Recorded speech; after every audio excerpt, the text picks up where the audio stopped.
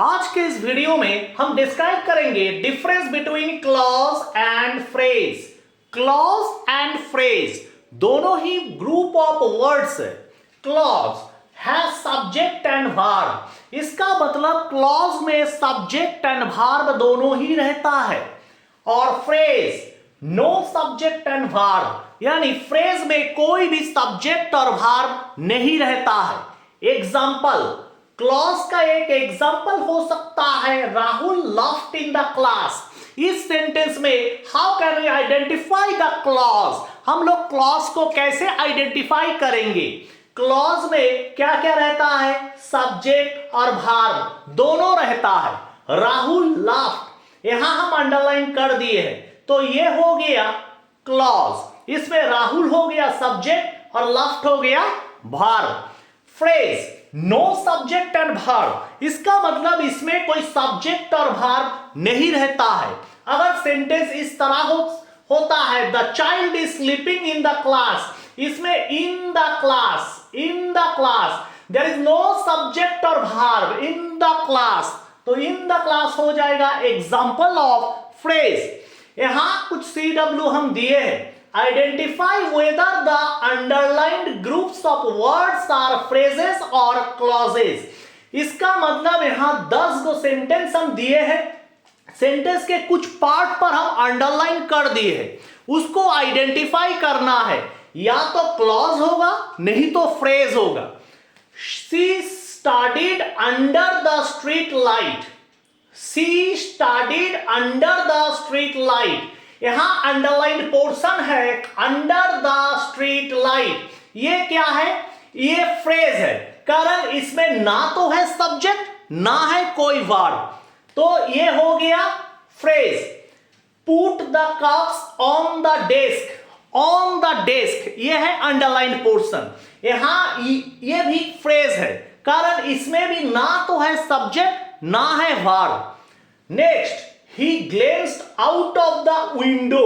out of the window है underline portion, यहां भी कोई सब्जेक्ट और वर्ब नहीं है, तो ये भी हो जाएगा phrase. Next number 4, I know a woman who works in Delhi police.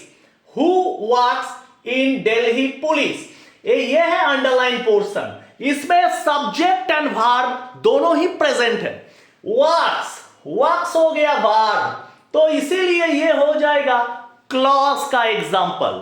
Next number 5, we can not live without oxygen और fresh air.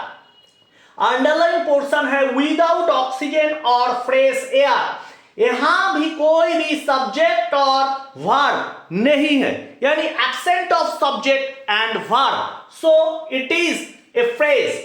Next number 6, she wears a bracelet which is made of silver। Underline portion है which is made of silver, ये है underline portion. तो ये क्या है?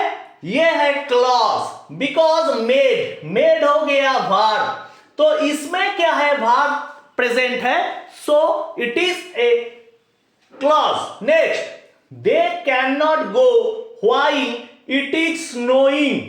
while it is snowing, तो ये क्या है? while it is snowing, ये है अंडरलाइन पोर्शन। यहां तो देख के समझ में आ ही रहा है इज। ये इज क्या है? हेल्पिंग वर्ब और ऑक्सिलरी वर्ब, तो क्लॉज में वर्ब का प्रेजेंट रहना जरूरी है, तो ये है clause. I have no clue what he did with those funds.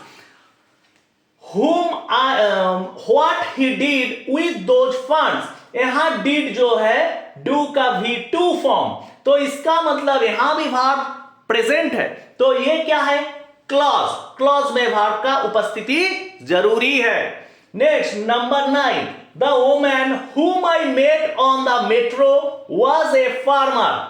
यहां whom I met on the metro, met हो गया, मीट का V2 फॉर्म, यहां भी वर्ब का प्रेजेंट है, तो ये है clause. Next number 10, planets revolve around the sun.